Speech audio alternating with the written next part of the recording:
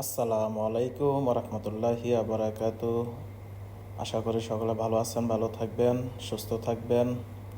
তো আজকে দুধ চা বানাবো, আপনাদের সাথে একটু শেয়ার করি। ভাবছি যে আপনাদের সাথে একটু শেয়ার করলে হয়তো ভালো হবে। আমি যেভাবে চা বানাই, দুধ চা, প্রথমে 1 লিটার পানি দিলাম। এরপরে 1 লিটার পানির মধ্যে চা পাতা দিয়েছি 26 গ্রাম। এরপরে পানিটা গরম হওয়ার পরে 26 গ্রাম চা পাতা দিছি। এটা আপনার 7 থেকে 8 মিনিট পানিতে জাল দিব। জাল দেওয়ার পরে এটাতে চিনি দিব। তো চিনিটা আপনাদের স্বাদ মতো দিবেন। আমি 60 গ্রাম দেই, দুধ চায়ের মধ্যে একটু বেশি দেই, 60 গ্রাম। 60 গ্রাম চিনি দেওয়ার পরে এটা গলার জন্য 2 মিনিট জাল দিবেন। এরপরে দুধ দিব। তো আমরা তো এখানে তরল দুধ ব্যবহার করি, রেইনবো। তো এখানে রেইনবো আছে যে 160 ml। 160 ml দুধটা দিয়ে দিব। দুধটা দেওয়ার পরে এটা আবার আমরা মনে করেন যে 5 থেকে 6 মিনিট জাল দিব। জাল দেওয়ার পরে উঠাবো।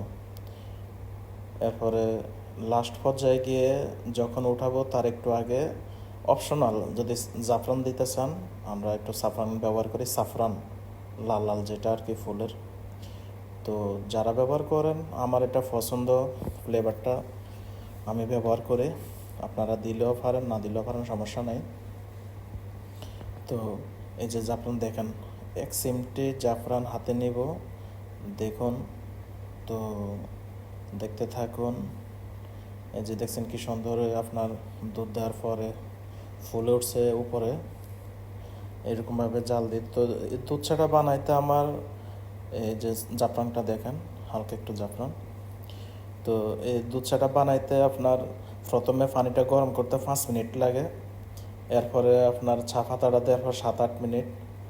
এরপরে চিনি দেওয়ার পরে 2 মিনিট, 15 মিনিট গেছে। এরপরে দুধ দেওয়ার পরে 5 মিনিট, টোটাল 20 মিনিট, পরে 2 মিনিট, টোটাল 20 থেকে 25 মিনিটের ভিতরে দুধ চাটা বানান। খুবই সুস্বাদু হবে, টেস্টি হবে। দেখছেন মাশাআল্লাহ কালারটা কীরকম। তো আসলে 20 থেকে 25 মিনিট পর্যন্ত যারা এটা আপনার করে জাল দিয়ে বানায়, তারাই আসলে স্বাদটা বোঝে কীরকম। তো আমি প্রত্যেক দিন সেমভাবে বানাই, আপনারা ট্রাই করবেন। আল্লাহ হাফেজ।